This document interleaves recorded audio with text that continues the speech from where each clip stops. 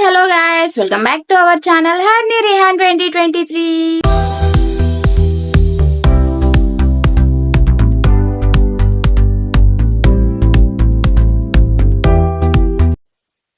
Tasty tomato చారు ఎలా చేయాలో చూసేద్దాం రండి. సో టమాటోస్ని అయితే తీసేసుకున్నాను, వాటిని ఒక బౌల్లో అయితే వేసుకుంటున్నాను. చాపింగ్ బోర్డ్ కూడా తీసుకున్నాను. సో ప్రాసెస్ అనేది స్టార్ట్ అవుతుంది, మీరే చూసేయండి గాయస్, చాలా బాగుంటుంది. సో ఈ టమాటాలో అయితే వాటర్ పోసి ఫస్ట్ కడిగేస్తాను. చారు అయితే చేయబోతున్నాను నేను. సో పీసెస్ కింద కట్ చేస్తున్నా.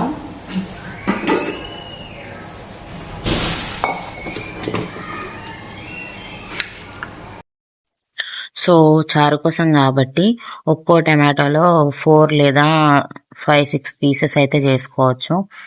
సో చాలా బాగా ఉడికిపోతాయి. అది కూడా చారు కోసం కాబట్టి ఇలా కట్ చేసుకుంటే సరిపోతుంది. లేదు మనం ఫ్రై కోసం కర్రీ కోసం అనుకుంటే మాత్రం కొంచెం చిన్నగా కట్ చేసుకుంటాం కదా, అలా కట్ చేసుకోవాలి. ఇదైతే చారు కోసం కాబట్టి పెద్దగా కట్ చేసుకుంటున్నాను.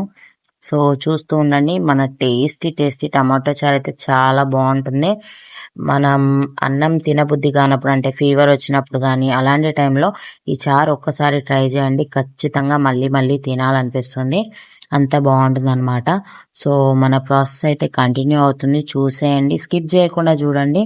అలాగే ఎవరైనా కొత్త వాళ్ళు మన వీడియోని చూస్తున్నట్లయితే please do like, share and subscribe to our channel Harni Rihan 2023 అండి. అలాగే ఒక లైక్ ఇవ్వండి, మీరు ఇచ్చే లైక్ వల్ల నాకు ఎంతో ఎంకరేజ్మెంట్ గాను ఉంటుంది. అలాగే మన వీడియో అనేది రికమెండేషన్గా అయితే వెళ్తుంది అనమాట. ప్లీజ్ సపోర్ట్ అవర్ ఛానల్ అండి. సో ప్రాసెస్ అయితే నడుస్తూ ఉంటుంది, చూసేయండి. నాకు వచ్చినంత వరకు నేను చాలా బాగా ఎక్స్ప్లెయిన్ చేశాను, మీకు కూడా అర్థమవుతుందని అయితే అనుకుంటున్నాను. సో మన ఈ కుకింగ్ సెక్షన్ అయితే కంటిన్యూ అవుతుంది, చూసేయండి గాయస్, ఓకేనా? అస్సలు మిస్ చేయొద్దు, చాలా అంటే చాలా బాగుంటుంది, చూసేయండి.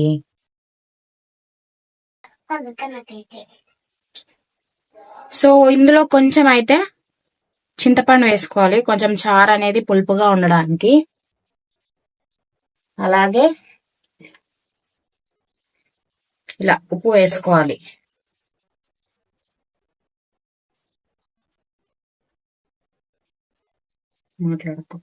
ఇట్లా ఉప్పు వేసుకోవడం వల్ల తొందరగా మగ్గిపోతాయి అన్నమాట. సో ఇప్పుడు వీటిని మనం స్టవ్ మీద పెట్టేద్దాం. సో స్టవ్ వెలిగించి స్టవ్ మీద అయితే పెట్టేసుకున్నా. ఇలా సాల్ట్ వేయడం వల్ల తొందరగా మగ్గిపోతాయి. మనం మూత పెట్టేసుకుంటే ఇంకా తొందరగా మగ్గిపోతాయి, తొందరగా ఉడుకుతాయి అన్నమాట. సాల్ట్ వేసుకోవడానికి రీజన్ అయితే అది. సో మన టొమాటోలు అయితే ఉడికిపోయినాయి. ఇప్పుడు దీన్ని చల్లారనివ్వాలి.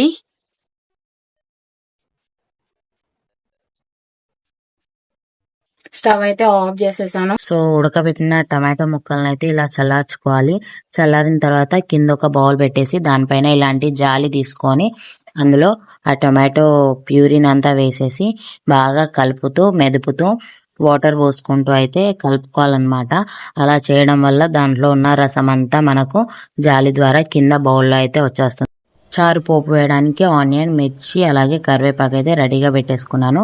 తర్వాత స్టవ్ వెలిగించి బౌల్ పెట్టుకొని ఆయిల్ వేసేసి, ఆయిల్ వేడెక్కాక ఆవాలు, జీలకర్ర వేసుకోవాలి. అవి కూడా వేగిన తర్వాత ఆనియన్, పచ్చిమిర్చి, కరివేపాకు కూడా వేసేసుకోవాలి.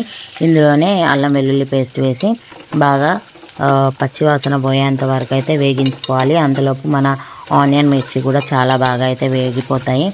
సో అల్లం వెల్లుల్లి పేస్ట్ వేసుకోవడం వల్ల మంచి స్మెల్ అయితే ఉంటుంది. సో అవి వేగిన తర్వాత పసుపు యాడ్ చేసేసుకొని మళ్ళీ ఒకసారి అయితే బాగా కలుపుకోవాలన్నమాట. పసుపు కలిసేంత వరకు కలుపుకోవాలి, ఎందుకంటే అది కూడా స్మెల్ వచ్చేది ఉంటుంది. సో తర్వాత మనం ఆల్రెడీ తీసి పెట్టుకున్న టొమాటో రసాన్ని అయితే ఇందులో యాడ్ చేసేసుకోవాలి. చూడండి నేను ఎలా యాడ్ చేస్తున్నానో. సో అలా యాడ్ చేసేసి రుచికి సరిపడా ఉప్పు, అలాగే పచ్చిమిర్చి వేసాం కాబట్టి దాన్ని చూసుకొని దానికి సరిపడా కారం అయితే వేసేసి బాగా మిక్స్ చేసుకోవాలి. ఇలా మిక్స్ చేసుకున్న తర్వాత ఇందులో కొద్దిగా కొత్తిమీర కూడా యాడ్ చేసేసుకోవాలి, ఎందుకంటే మసలేటప్పుడు వేసుకుంటేనే వాటి ఫ్లేవర్ అంతా రసంలోకి అయితే వెళ్ళిపోతుందన్నమాట. సో చారు చూడండి ఇలా అయితే బాగా మసలాలి. ఇలా చాలా మసిలిన తర్వాత క్వాంటిటీ అయితే ఇంత అయింది. సో ఇంతే అండి, మన టేస్టీ టొమాటో చారు అయితే రెడీ. Bye bye friends.